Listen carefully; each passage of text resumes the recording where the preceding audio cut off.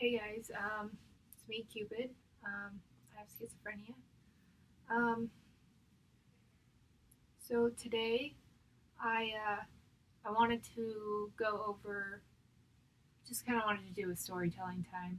Talk about how my schizophrenia appeared, um, what the first signs were, some little stories about me in Chicago, um,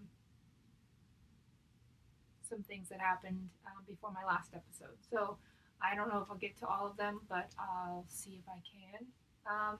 So let's get started. Um, so my schizophrenia first appeared. I was probably about 20. Again, I was doing drugs at the time. Um, Ecstasy, cocaine, um, marijuana, drinking. I did other pills. Um, I snorted my Adderall. I was taking Adderall at the time. Snorted those. Did opiates. Just all kinds of different stuff. I kind of, whatever I could get my hands on, I would do it for the most part. Um, there were certain things that I didn't do, like heroin and meth. Um, I tried meth, did not like it. So, um, so what ended up happening is it started off really small, just little things here and there. Of course, I thought it was the drugs. Again, I talked about this before. I did have signs of it when I was a kid. I also was diagnosed as a kid. But then they ended up thinking it was something else, and so then I got diagnosed with other things. But there were signs as a kid and as a teenager. I just didn't talk about it because I was scared to be diagnosed schizophrenic. But they were little things. And then, before, I mean, they were kind of little things. I guess they're not really little things ever, but they were smaller than what can happen. Um, and when it first appeared, like the extreme parts of it appeared, it started before that in small doses. I would see things here and there, just random stuff. Like I saw this girl walking um, through the apartment that I was staying in one time. I mean, I was on a drug at the time, so again, thought it was the drugs. But then there were times even when I wasn't on drugs. So like there was a point in time where I started every single night. I was smoking weed. I don't know if I consider that a drug, but I know that it affects you as a schizophrenic. I hadn't been diagnosed yet, so I was smoking. Um, and I would have these times in the middle of the night, not in the middle of the night, but like right before bedtime, where I would hear everyone I talked to throughout the day talking about me, like they were processing the information of things that I told them, things that we talked about, analyzing me, criticizing me, things like that. So I would hear them talking, and then there were times where they'd say certain things, and I'd text message them and be like, "Hey, I'm sorry if I said something that hurt your feelings or blah blah blah, whatever." And I'd message them, and it would always be kind of weird because they'd be like, "Oh, don't worry about it," or whatever, just something like that. But I just remember it started off like that, like just these voices that were like that was when it was like really started becoming prevalent.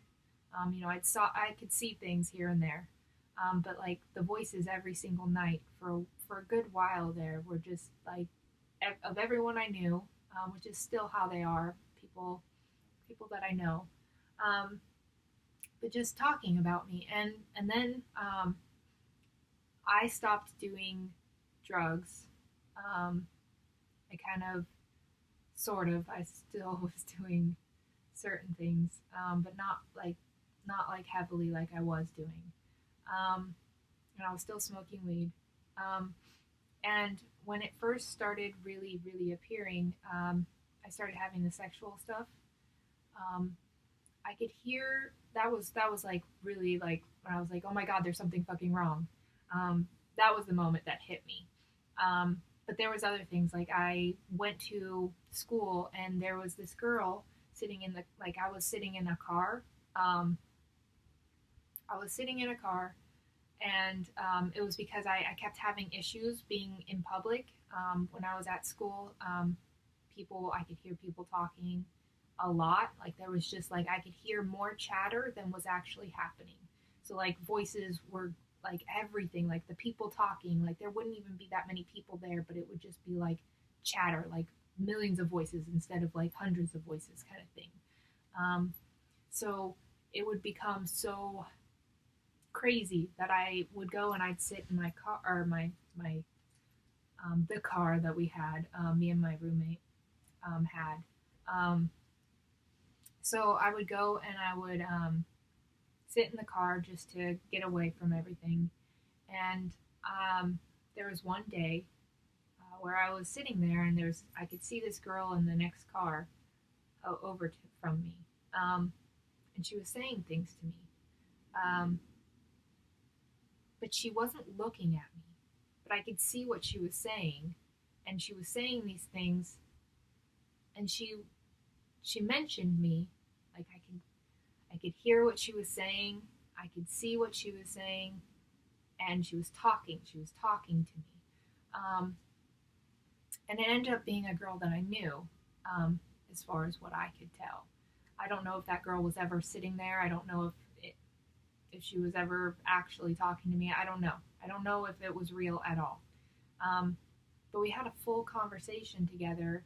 Um, it was a deep conversation about spirituality, life, um, like the unknown. We talked about how people could read minds and things like that. And it was just it was an interesting turn of events. Then she told me to do these things where it was like chase after me with the car, and I was like take this car that I'm in right now and chase after you. It wasn't even like owned by me. It's like no, do you like? I thought about it so hard. I really wanted to chase after her, and it was she was driving off and going somewhere, from what I could see. Um, and I really wanted to chase after her. I didn't. Um, for one, I knew that I'd get killed. Someone taking your car, you would not be so happy, especially if you didn't ask. I did drive at the time sometimes. Like I wasn't. I've had times in my life where I've driven on occasion, um, but I have never really been a driver. Never had my license. For many reasons. I have driven once again many times, but I have never had my license. Um, so, anyways, back to the story. There was other things that started appearing like that. Like I could hear her talking to me, and she was the same girl that I saw there was crawling in the walls one day, and she explained to me that there was a hole that she climbed through because this place was an old place, and she could get in, not like in the walls, I guess she kind of was in the walls, um, and she was climbing through them. She was in the attic at one point, and she was the one who told me that there was a dead body in the attic, which was also why there were maggots in our food closet. Or what do you call that? I can't think of the word, but we have a name for it. So yeah, there was. I'm probably going to talk about this at another point in time because there was a lot of different things that happened, but I think that that is the gist of it. For the most part, it was just like little signs here and there, and then boom, just like an explosion. Um, so wanted to talk a little bit about there was a time, and I've already talked about this a little bit, where I was in Chicago, and while I was in Chicago, I I got stranded there. So originally, the story is that I went there with my girlfriend at the time. Um, we were going there to get her job situated so that she could come and move to California. So she was going to get all situated there, get all of her things packed, get everything ready, and both her and her friend were going to move to California within 2 weeks. So something happened in the middle of that. Um, and then she started using drugs and doing crazy stuff. And I had asked her before we left, if you don't end up moving here, how am I going to get home? They're like, oh, we'll take care of it. We'll pay for it, blah, blah, blah. So when the time came that we were supposed to go back, I asked them all about it. And they're like, oh, yeah, we can't help you. Um, so I got stranded and had no way back. And I was paying still all of my bills in California. So all of my money was going towards all of my bills. I didn't have anything left over other than like maybe a little bit of money to buy food. Um, so I got stranded and stuck, and they were telling me they couldn't help me get home, even though they had promised me they would, which was really frustrating, and it made my anxiety go up. It made my issues go crazy. Um, and then, of course, I started using drugs while I was there, so then that made it worse. Um, but while I was stuck in Chicago, I ended up going to the hospital, and I told this story to you guys already through another video, so I'm not going to go into great detail on that. But there was a woman in the psych hospital. She kept saying that she recognized me, and so she would follow me all over the hospital, just following me, and it was scary a little bit, but I was just like, okay, whatever. Um, and she followed me all the time, and there was one time where she was like, I know you from somewhere. I was like, no, I'm not from here. And she's like, where are you from? And I'm like, California. She's like, oh yeah, I'm from there too. I know you. I know you. Like, I don't recognize you at all.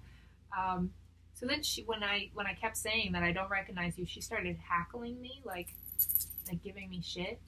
Um, and like I was in an emotional phone call with my ex, or well, my girlfriend at the time, and she started saying stuff from across the room and like messing with me. I ended up screaming at her, and everybody clapped because they were apparently just as annoyed with her as I was. So, like, oh man, it was a pretty funny instance. I tend to make friends very easily in psych hospitals. I don't know what it is, but I always have like a whole bunch of people that are my friends. So I think that was also part of it, where they were like seeing her trying to mess with me, and they were like, yeah, yeah, we're on your side, Caitlin. Cupid.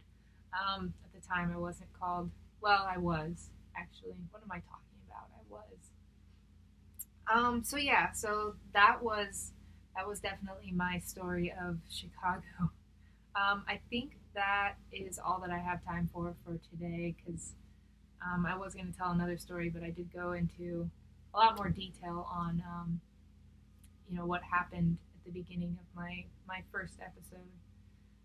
So I don't know if you guys want to talk a little bit about, some of your stuff that happened during your first episode. It would be great. I would love to hear some of your guys' stories. Leave a comment below. Give me some of the instances that happened. Some stories, maybe some of the signs that you didn't pay attention to or that you did pay attention to. How did you know that, like, what was that defining moment? I would love to hear that. The defining moment that really showed you that you had schizophrenia. And I already told you guys what my defining moment was. Um, I knew it, but doctors didn't know it until 7 years later. um, yeah, so I mean, there's a lot of diagnoses that are very similar. So I think that's one of the reasons why people get so confused. And like, I didn't talk about my issues very heavily. Like, I tried not to, especially with doctors, because I was like, you guys are just gonna call me crazy. I don't think I'm crazy. So I didn't care what they diagnosed me with. I didn't care what they told me. I just didn't talk about it with them. So that is part of the reason why I got diagnosed with different things. They only knew what they could see, not what I was actually dealing with. So, any other information you guys want to give to me, topics you'd like me to talk about, any type of story that you want to tell me, please leave a comment below. I love hearing from you guys. I really do. I enjoy reading your comments and getting to know each and every one of you. I hope you guys have a beautiful day.